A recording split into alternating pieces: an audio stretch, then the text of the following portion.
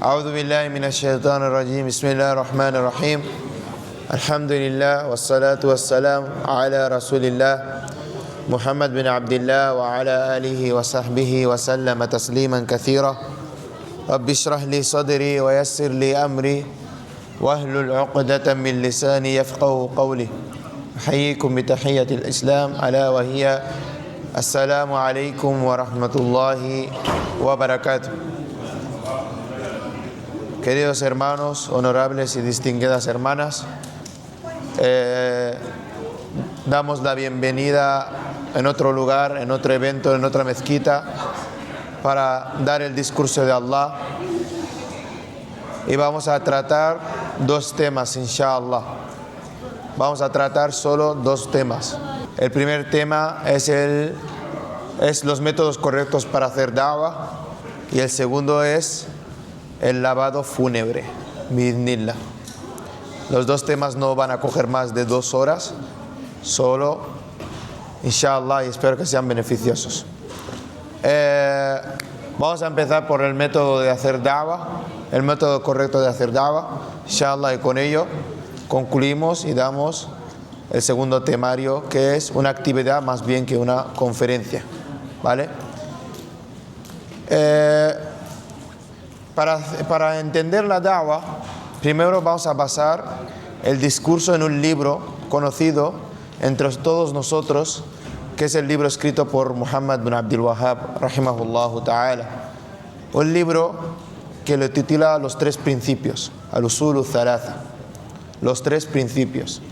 Y en este libro tiene una escritura, una muqaddima, un índice, un inicio en el inicio del libro, que habla de la da'wah, que habla de invocar la invitación hacia el Islam, ¿vale?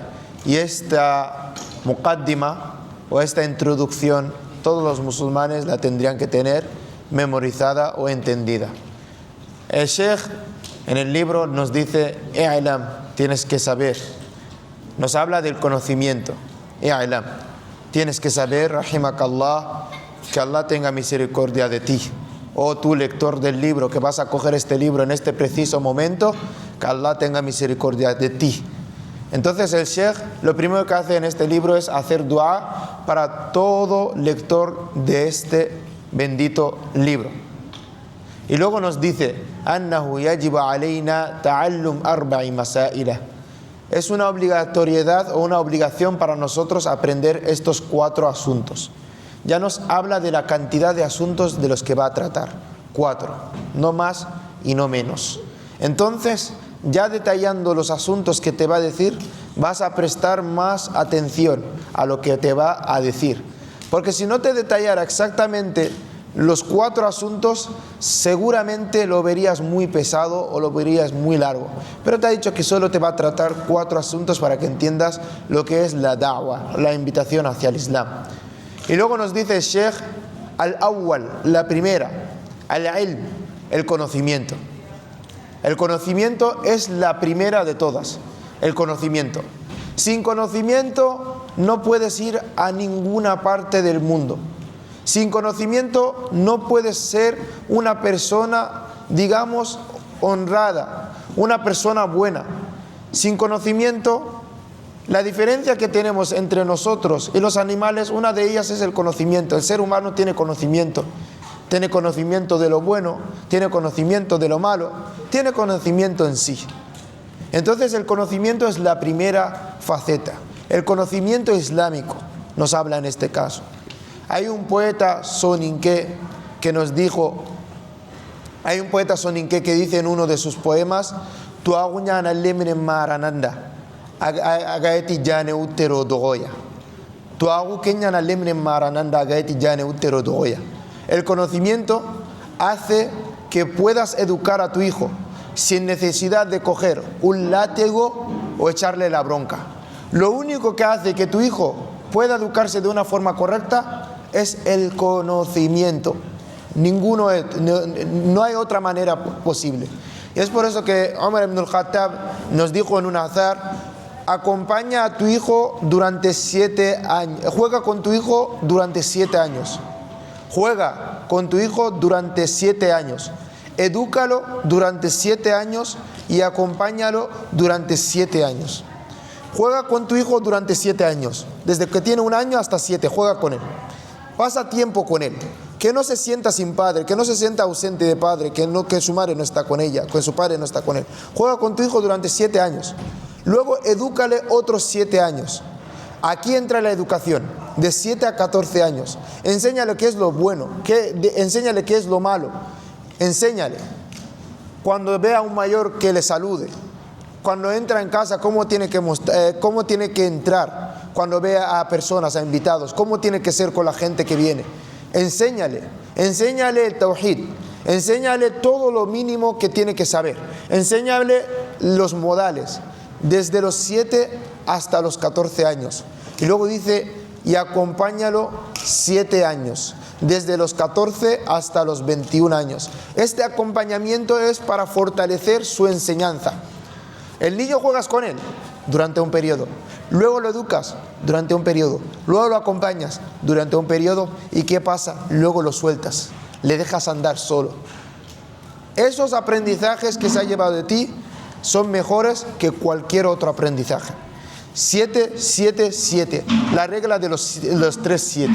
Y esta regla, si realmente la lleváramos a cabo, muchos de nosotros no nos quejaríamos luego de que mi hijo no reza, tú has visto, van a la discoteca, ya no me hacen caso.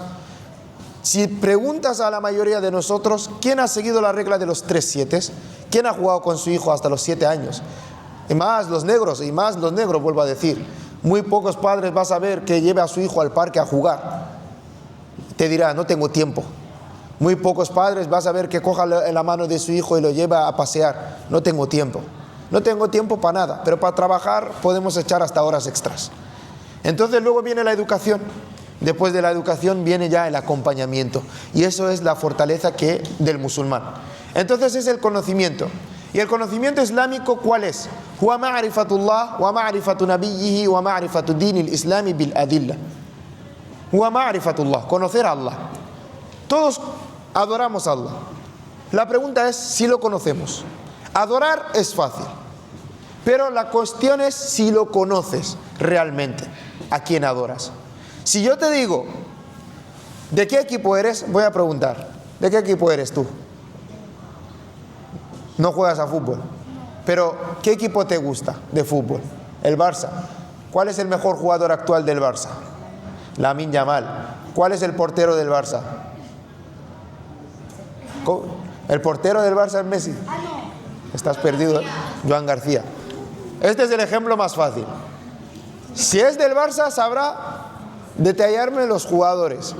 Y si me dice que ama al Barça, no me dirá que el portero es Messi. ¿Me entendéis? Has dicho Messi. No me dirá que el portero es Messi. Pues de la misma razón, no ejemplamos el ejemplo con Allah, pero para darte un ejemplo de amar a Allah es conocerlo. Uno no ama lo que no conoce. Es imposible. No puedes amar aquello que desconoces. ¿Desde cuándo una persona puede amar algo que desconoce? Es imposible.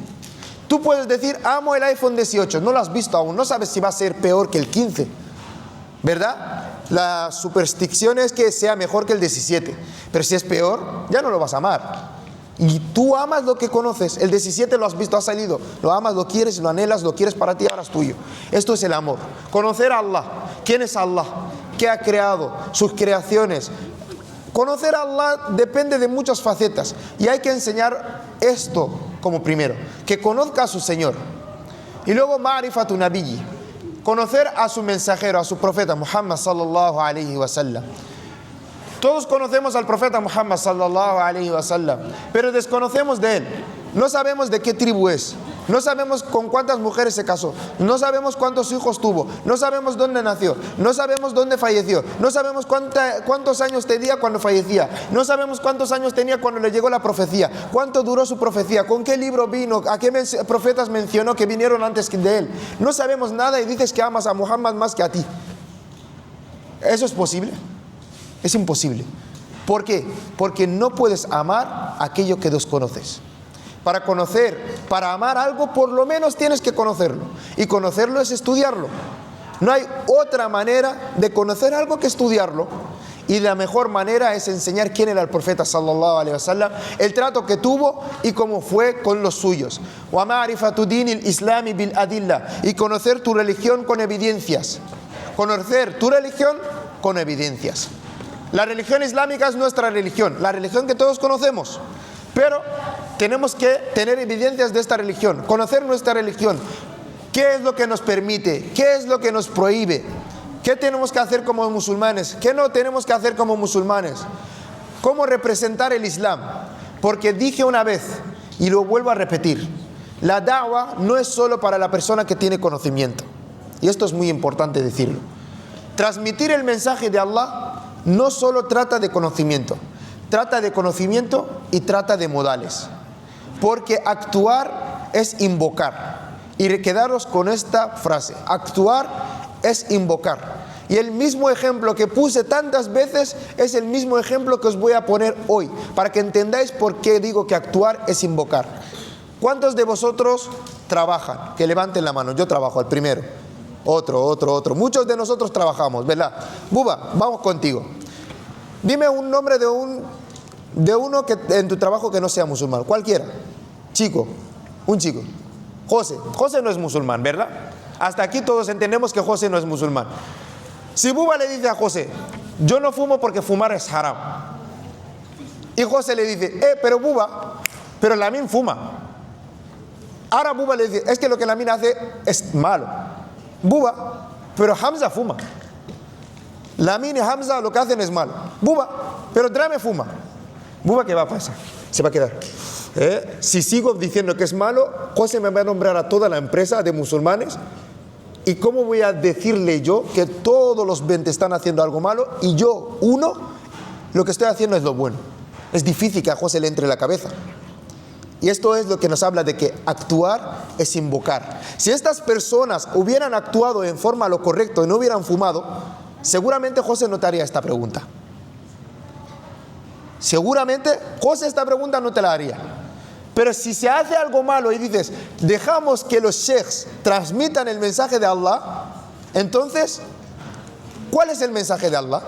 Si el resto puede hacer el mal, pero el sheikh es el único que puede hacer el bien y no puede hacer ningún mal. Invocar no es solo el que tiene conocimiento. El que no tiene conocimiento y tiene el título como musulmán está invocando aunque no quiera. Porque esta abaya, este jilbab, este niqab que te pones, estás invocando, aunque no quieras. Es una forma de hacer da'wah, ¿vale? Y esto es lo que nuestra religión nos pide. Primero, conocer, el conocimiento, la primera de todas. Athani al-amalu bih. La segunda es obrar acorde a ello. Todo lo que tú aprendas, ponerlo en obra, practicarlo, trabajarlo. ¿Has aprendido algo? Ponte a trabajarlo. Trabájalo hasta el punto de que te encuentres fuerte en ello. Hay un sheikh que decía, yo empecé a hablar en una conferencia de la oración nocturna, el rezo nocturno, los beneficios que tenía. Y dijo, no hablé de esta conferencia, no traté esta conferencia por nada, solo lo traté por una simple razón. Yo soy una persona negligente con el rezo nocturno, no hago el rezo nocturno, pero creo que si ordeno o hablo de este beneficio, me motivo a mí mismo a realizarlo. Por eso traté este tema, para que yo sea el primer beneficiado en realizar este acto. A veces el que habla también necesita beneficiarse de lo que dice. No todo lo que dice, él es perfecto en ello. El primer beneficiado de sus palabras es el que habla, luego el resto, el que escucha. Por eso, entre las buenas palabras, cuando uno aconseja, dice, me aconsejo a mí mismo y os aconsejo. Porque él mismo no es perfecto. Se aconseja a sí mismo, luego aconseja a las personas que le están escuchando. Después de haber trabajado lo que tienes, haber obrado, al-thalithu ad-da'watu ilay, invocar a ella. Invocar. Después de haber trabajado, invocas, invitas, llamas a la gente con buenas palabras, no asustándoles. El profeta alayhi salam en un hadith nos dice, bashiru wa la tunaffiru, yassiru wa la tu'assiru. Albricien, llamen al bien, albricien hacia el bien. No asustéis a la gente. No asustéis a la gente. Facilitad las cosas, no las dificultéis. Este es un hadith del profeta sallallahu alaihi wasallam. Albriciar a la gente hacia el bien. Albriciar, hacerles llamar hacia el Islam. Hablarles de lo bonito del Islam, de la bendición del Islam. No los asustéis. No hagáis que den marcha atrás. Facilitar las cosas, no las dificultéis. Este es el mensaje del profeta sallallahu alaihi wasallam. Y luego nos entra la cuarta, as-sabru ala al-adha fi. La paciencia ante la calamidad, ante la tormenta en este caso. Porque vendrá la tormenta, necesitarás estar paciente y fuerte, firme. Cuando venga la tormenta no digas, yo ya me he hecho para atrás, esto no es para mí. Tienes que ser firme. Y estas 4 categorías que nos habla el Sheikh en su libro, las abarca todas en un solo sura, en un solo capítulo del Corán, que la mayoría de nosotros ya hemos memorizado, que es Suratul Asr, el sura del tiempo. Cuando Allah nos dice en el sagrado libro, Wal Asr, y juro por el tiempo. Y Allah no jura por nada que no sea importante. Allah es el único que puede jurar por lo que Él desee. A nosotros no se nos permite eso. Solo se nos permite jurar por Él. Pero Él puede jurar por todo lo que tenga beneficio para Él y para nosotros. El tiempo es por lo que Allah jura. El tiempo es relevante en nuestra vida. El tiempo es lo que determina tu edad, desde niño hasta vejez, desde la vejez hasta que mueres. Todo está determinado en tu tiempo. Entonces, Allah jura por el tiempo. Innal insana lafi khusr. Toda la humanidad está en la perdición. Aquí ha abarcado a todos. En un mismo barco, estamos todos en la perdición. Si hubiera parado aquí, entenderíamos que nadie está en la salvación. Pero Allah empieza a abrir un paréntesis enorme y hace excepciones. ¿Cuál es el paréntesis? Illa alladhina amanu. Excepto los que han creído. ¿Han creído en qué?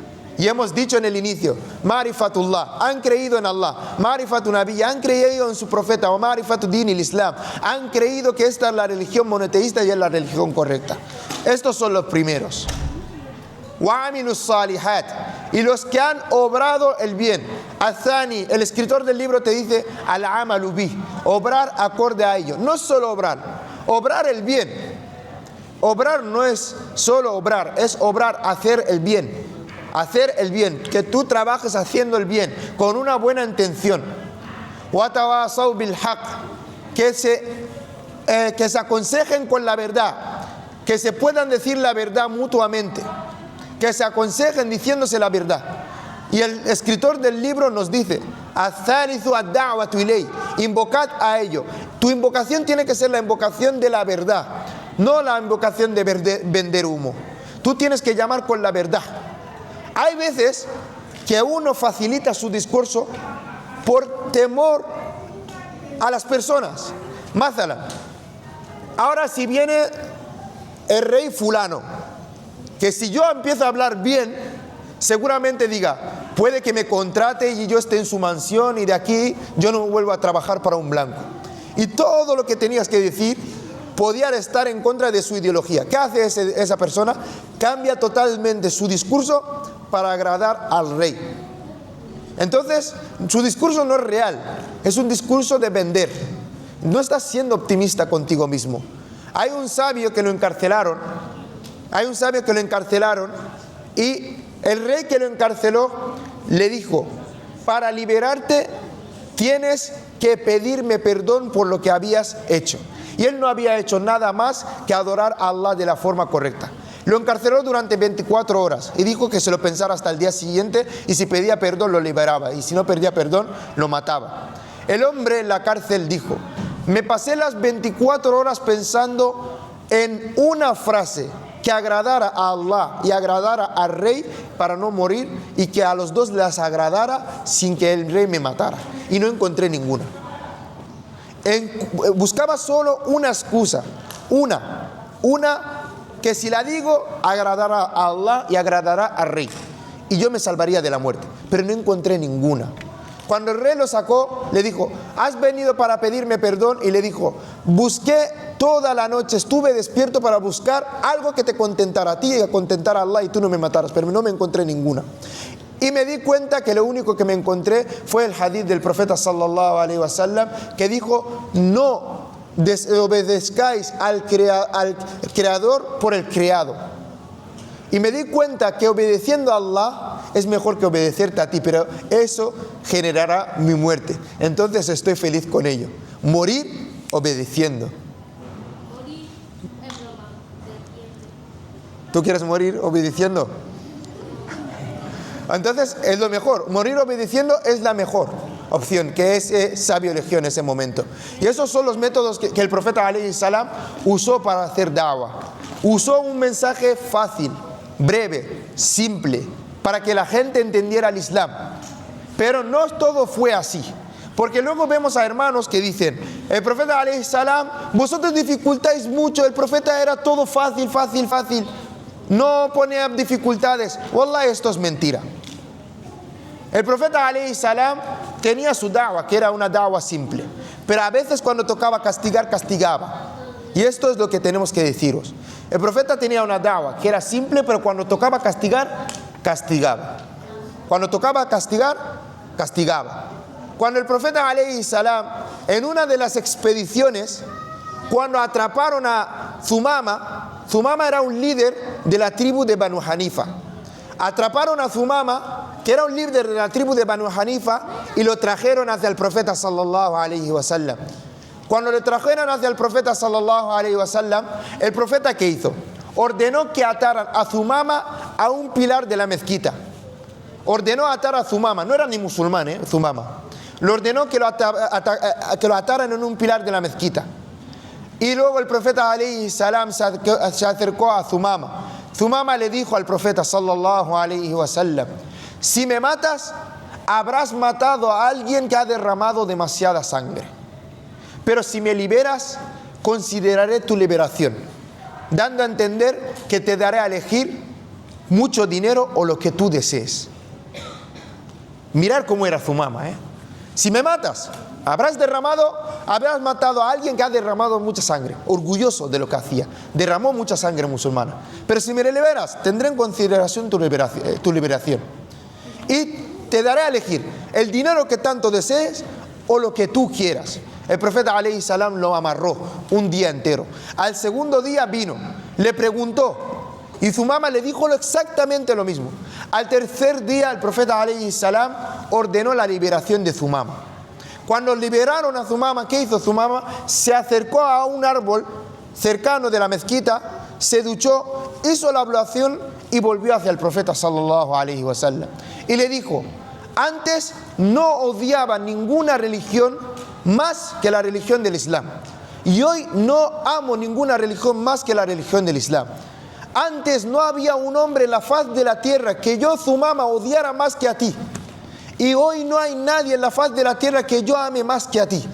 Antes no había ciudad que yo detestara más que Medina, y hoy no hay una ciudad que yo ame más que Medina. ¿Qué hemos aprendido de este contexto, de este pequeño castigo?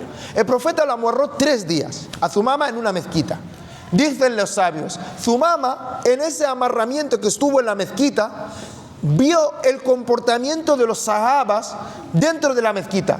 Lo bondadosos que son, lo cuidadosos que son, el respeto que se tienen, la admiración que se tienen uno al otro, el amor que se tienen sin ser ninguno de ellos hermanos. Pero eran como todos una sola persona. Thumama veía esto. El profeta entendía que este castigo era el mejor para Thumama. Thumama abrazó el Islam. Abrazó el Islam y estando castigado. Entonces, el castigo no es bueno. ¿Quién puede decir que el castigo es bueno? El castigo no es bueno, pero de ello salió algo bueno. De ello salió algo bueno. También, alguien puede decir ahora, ok, el profeta castigó a alguien que no era musulmán. Porque te puedes encontrar todo tipo de personas en esta vida. Te dirán, el profeta castigó a Thumama. Thumama no era musulmán. Entonces es fácil. Ahora le traemos otra historia. Si es fácil, a ver. El profeta alayhi salam, uno de los castigos más conocidos es el de las 3 personas que no fueron a la batalla de Tabuk. Ka'b bin Malik, Murara bin Rabi' y Hilal bin Umayya. Los tres no fueron a la expedición de Tabuk. Y Allah menciona su caso en Surah At-Tawbah. وَعَلَى الثَّلَاثَةِ الَّذِينَ خُلِّفُوا. En este versículo hasta el final del versículo. Estas tres personas no fueron a la expedición de Tabuk. Y no tenían ninguna excusa. En la expedición de Tabuk es verdad que muchos se ausentaron. Algunos vinieron al profeta sallallahu alaihi wasallam y se excusaron. Pero el profeta sabía que no decían la verdad, pero puso su asunto en manos de Allah. Él les perdonó porque ya tenían una excusa, pero su asunto lo derivó a Allah. Pero Ka'b bin Malik, Murara y Hilal, los tres vinieron y no se excusaron. Dijeron la verdad. No fuimos por nada, no había ningún motivo. Hasta en el hadith que nos transmite Ka'b, dijo: la expedición de Tabuk fue la expedición en la que yo estaba más preparado. La expedición que yo estaba más preparado. Hasta demoraba los días. Decía: han salido ya para Tabuk, yo mañana salgo. Cuando llegaba al día siguiente decía: bueno, ya que estoy preparado, ¿para qué salir pronto? Puedo salir tarde, tengo una buena montura, puedo alcanzarles, ya las alcanzaré. Terminó no yendo. No había excusa. Dice Ka'b: si me pusieran delante de cualquier líder mundano, me pudiera haber excusado de la forma más hermosa del mundo. Porque Ka'b era una persona poeta, era un poeta, sabía hablar perfectamente, sabía enlazar las palabras. Cuando hablaba, te pillaba. Pero Ka'b dijo: me encontré al mejor de los hombres enfrente de mí, al profeta sallallahu alaihi wasallam. Y al ver que mis ojos hicieron contacto con sus ojos, ahí se acabó la opción de mentir. No tuve nada que decir excepto la verdad. Cuando el profeta alaihi salam nos dijo: ¿por qué no fuisteis a Tabuk?, no me excusé. No había excusa, no fueron porque no fueron. Y ahí el profeta les castigó a los tres que no fueron a Tabuk. Les dijo que el pueblo no les hablara durante 50 días. Imagínate, Canovelles puede ser grande y puede ser pequeña para vosotros, los que os conocéis. Imagínate uno de vosotros salir y que te encuentres a cualquier amigo: ¿qué tal? No te responda. Seáis como apestados en el pueblo. Literal, como apestados dentro de vuestro pueblo. Que nadie os dirija la palabra. Murara bin Rabi' era un hombre adulto, mayor. El profeta alaihi salam le permitió a su mujer estar con él para cumplir con su cargo, pero le prohibió tener relaciones con Murara durante los 50 días que les había castigado. Ka'b bin Malik le llegó una carta de un rey. En esta carta del rey era una invitación para que abandonara Medina y volviera con ellos, y ellos le iban a tratar mejor que el trato que le hizo el profeta. En la carta decía: hemos visto que tu amigo te trata mal, ha hecho que todo el pueblo nos hable, pero si aceptas mi invitación, yo te saco de ese pueblo que te sientes tan mal y aceptamos que vengas con nosotros y te trataremos de la mejor manera posible. Dice Ka'b: cuando recibí la carta, al momento la quemé. Al momento la quemé. Imaginad, si fuera alguien de nosotros, seguramente se hubiera ido. Si fuera en Canovelles, que el alcalde de, yo qué sé, Malgrat te propone, ya que los de Canovelles no te hablan, te propongo venir aquí en Malgrat. No trabajarás todo el año, vas a cobrar 2.000 euros al mes sin trabajar. Además, lo malo es que vas a abandonar tu religión, pero además te vamos a mimar, vas a estar en altos cargos. Muchos de nosotros nos hubiéramos ido. Diríamos: ¿estoy yo para aguantar 50 días que no me hablen? Yo me voy para allá, ahí me respetarán. Ka'b no, Ka'b se mantuvo. Ka'b dijo: iba a rezar e intentaba rezar cerca del profeta sallallahu alaihi wasallam. Cuando yo miraba al profeta de reojo, no veía que me miraba, pero cuando le quitaba la vista, me fijaba que el profeta me miraba. Y al momento que intentaba mirarle, el profeta quitaba la vista de mí.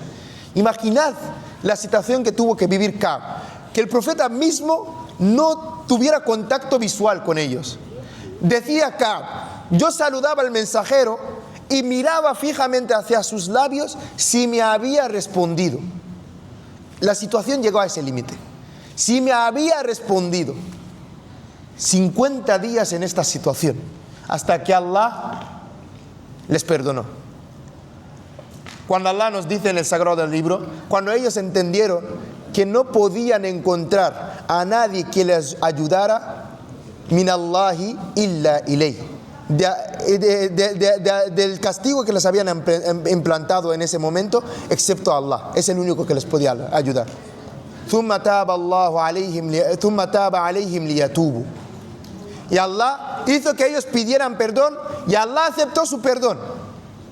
Allah aceptó el perdón de Ka'b, Allah aceptó el perdón de Murara, y Allah aceptó el perdón de Hilal. Cuando Allah aceptó su perdón, Ka'b salió muy contento y dijo: Ka'b, oh profeta de Dios, yo por la noticia que acabo de escuchar quiero dar todo mi dinero, toda mi fortuna en caridad. El profeta alayhi salam le dijo: no hagas eso, no es propio que hagas eso.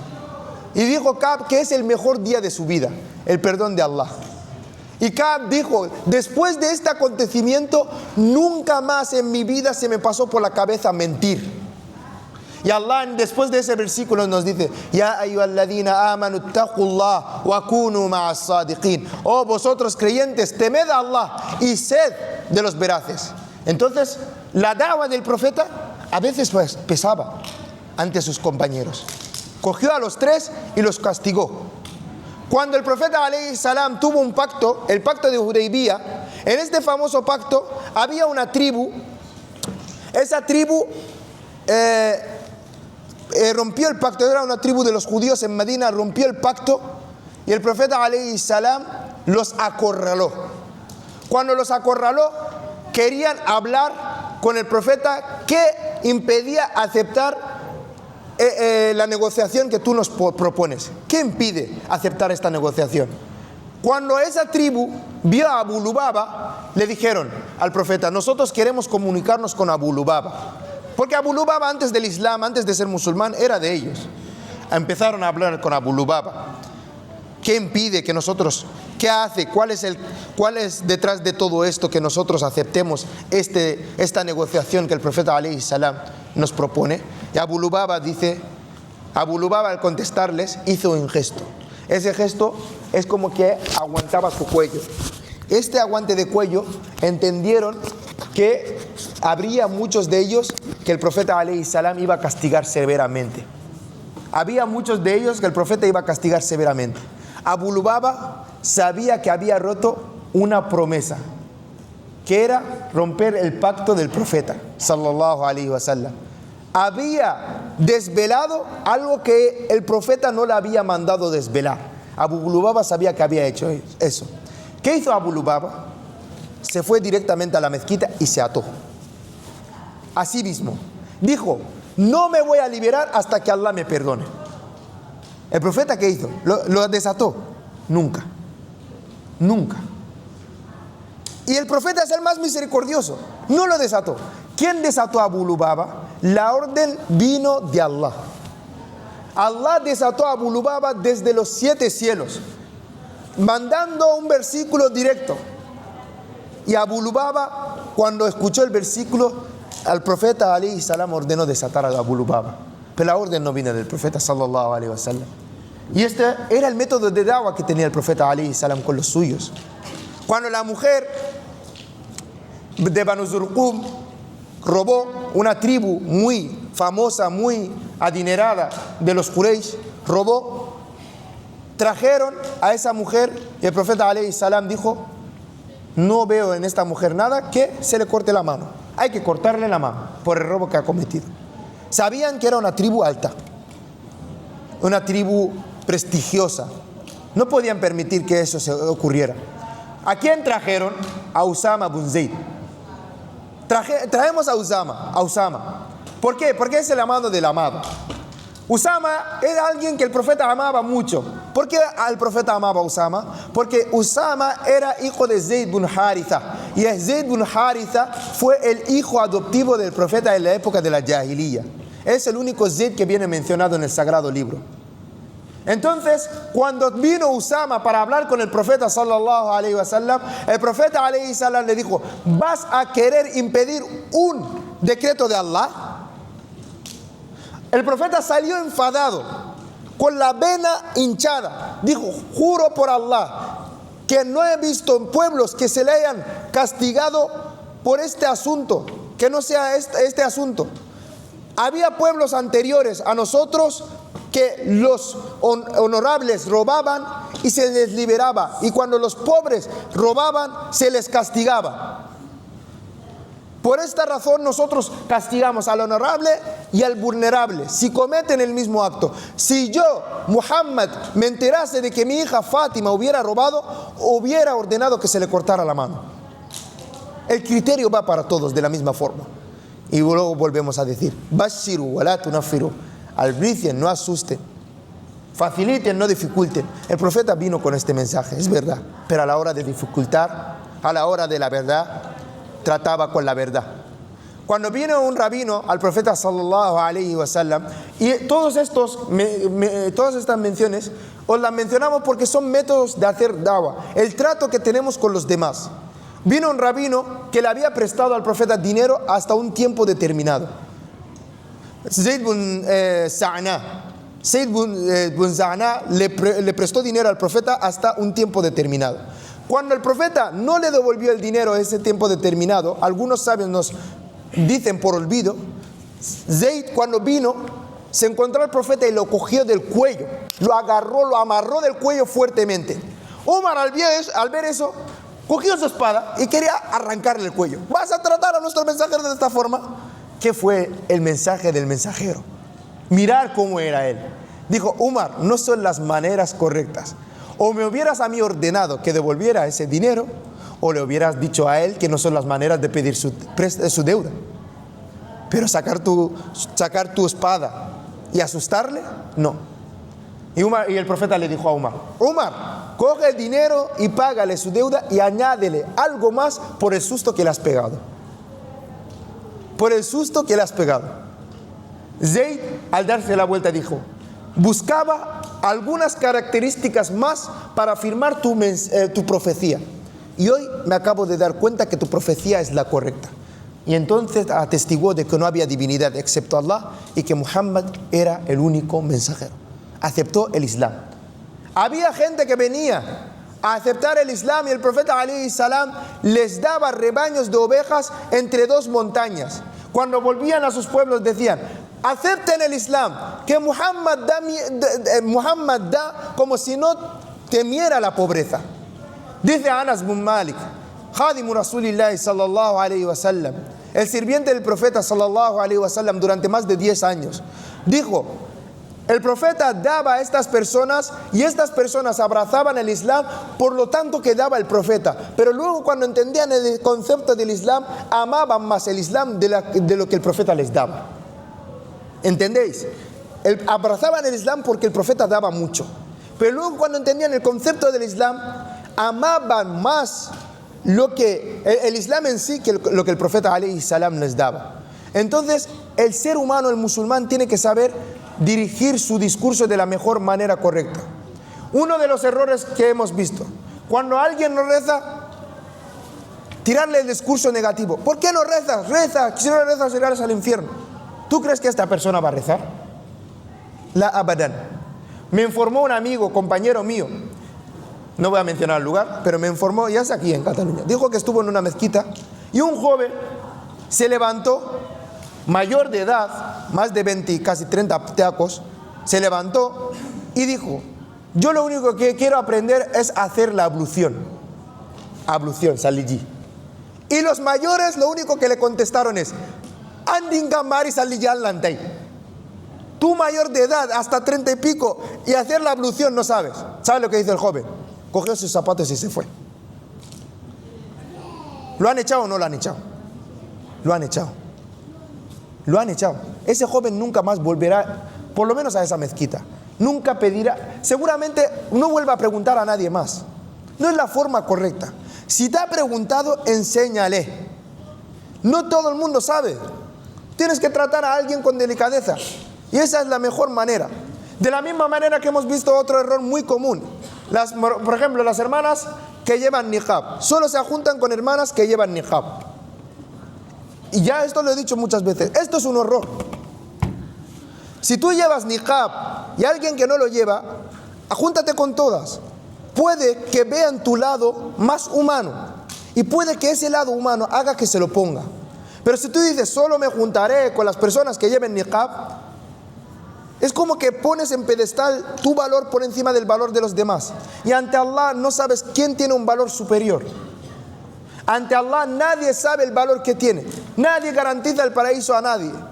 Como el hombre que barría la mezquita, falleció de noche y los sahabas dijeron, no vamos a molestar al profeta alayhi salam y despertarlo para rezarle. Es como que menospreciaban el cargo del hombre. El profeta, cuando se despertó al día siguiente, preguntó acerca de ese hombre. Y dijeron, falleció, no queríamos despertarte. El profeta fue y rezó hacia ese hombre. Rezó a ese hombre después de enterarse de que no le despertaron. Como la mujer que era fornicadora, pero por darle de beber a un perro, Allah aceptó que entrara al paraíso. Entonces nadie tiene una categoría asegurada ante Allah. Y eso es lo que hace que te bajes 2 grados. Si ves que un hermano no reza, no le digas, si no rezas tal. Dile, ven conmigo, vamos a jugar a fútbol. Y además a los chicos, ¿no?, que nos encanta el fútbol. Ven a jugar a fútbol. A las 7 de la tarde llega la hora de rezar. Ha llegado la hora de rezar, vamos a rezar. Verás que seguramente te sigue. Verás que seguramente va contigo. ¿Por qué? Porque ha jugado contigo, ha visto tu lado natural, tu lado humano. De la misma manera, si ves que una mujer no se pone hijab y quieres que se lo ponga, y más si es tu hermana, tu amiga, tu madre, lo que sea, ponte el hijab. Si vas con ese discurso, muy difícil que lo logres. Pero si coges y le regalas, cómprale la abaya. ¿Cuánto cuesta? 30 euros. Cómpraselo. Cómprale, escríbele una carta muy bonita. Para mi hermana favorita, yo que sé cuánto, te regalo esta abaya. Espero que te guste. ¿Sabes lo primero que hará? Hacerle una foto y subirla a su historia. Ay, mi hermanito me ha regalado una abaya. Pero al día siguiente seguro se la pone. Y cuando se la ponga, tú le dirás, mashallah, qué bien te ha quedado. Y eso hará que el día siguiente se lo quiera poner de nuevo. Y de esa manera has logrado que se lo ponga y sin decirle ninguna mala palabra. Y esto es métodos de hacer da'wah. Volvemos. La da'wah no requiere de usar los métodos más difíciles. Requiere de usar los métodos simples en el momento conciso. Dijo Ibn Taymiyah, aquella persona que no cree en Allah y quieres hacerle creer en Allah, no le digas Allah dice y el mensajero dice. Porque lo primero es que él ya no cree. Si vamos por ese lado, no vas a llegar a ninguna parte. Allah dice, él no cree ya en Allah. Entonces, ¿dónde vais a llegar con esa persona? A ninguna parte. Llévale por el lado intelectual lo que Allah ha creado. ¿Cómo es posible que tú me digas que nadie ha creado los cielos y la tierra, que se han creado solos? Llévale por ese lado, el intelectual. Se dará cuenta que lo que está diciendo son barbaridades, y cuanto más lo intente justificar, más barbaridades va a decir. Porque el lado intelectual nunca falla.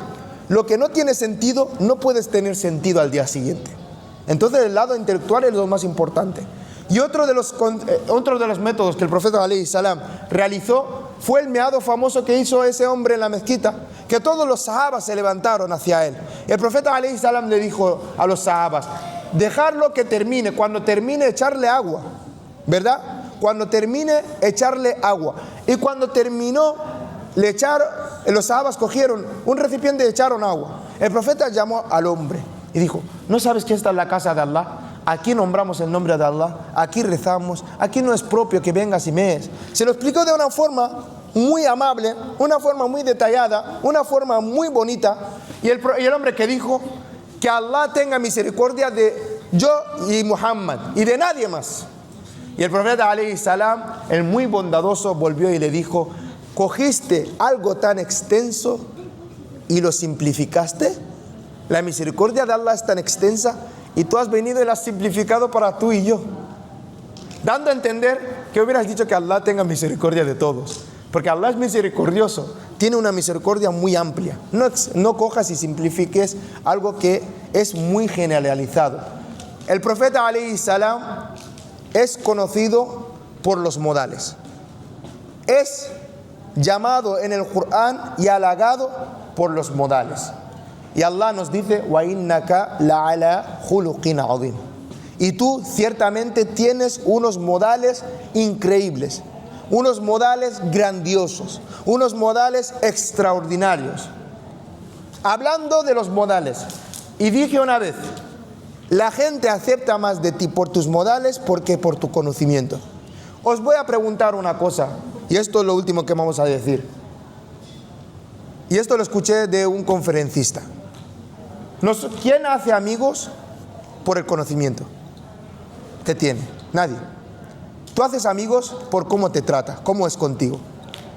Tú no haces amigos porque tenga un doctorado o un máster.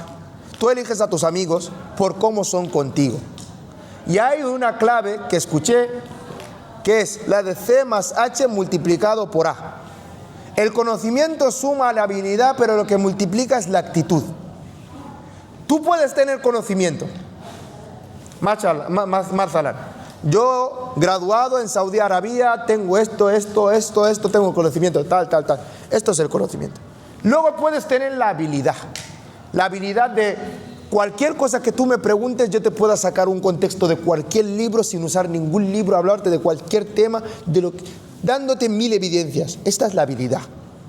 Esta persona va a ser muy demandada en muchas mezquitas, ¿verdad?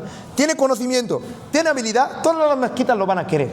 Pero esto solo suma, el conocimiento y la habilidad. Solo hay una cosa que multiplica, la actitud. ¿Cómo eres? Esas personas te saludan, no devuelves el saludo. Esas personas te tratan bien, no les tratas bien. Esas personas te quieren, no les quieres. Esas personas te ropan, les quitas la ropa que te han dado. ¿Tú crees que esas personas mañana te van a volver a llamar? Nunca. Porque la actitud es lo único que se multiplica. Nadie elige a sus amigos por su conocimiento. Nadie elige a sus amigos por su habilidad. Todos elegimos a nuestros amigos por la actitud que tienen con nosotros. Nada más. Entonces, el conocimiento suma a la habilidad, por lo que multiplica es la actitud. Puedes aprender todo lo que quieras, pero si no tienes una buena actitud, no vas a ninguna parte. Y es de lo que los sahabas aprendieron más del profeta sallallahu alaihi wasallam. Su actitud, su forma de ser con ellos. Entonces, esto es lo poco que hemos podido decir aquí. Si hemos cometido algún error, proviene de Shaitán y nuestra negligencia como estudiantes. Y si hemos acertado, proviene de Allah Azza wa Jal. Hada wallahu a'lam. Wa sallallahu ala sayyidina Muhammad wa ala alihi wa sahbihi ajma'in. Subhanakallahumma bihamdika ashhadu an la ilaha illa anta astaghfiruka wa atubu ilayk.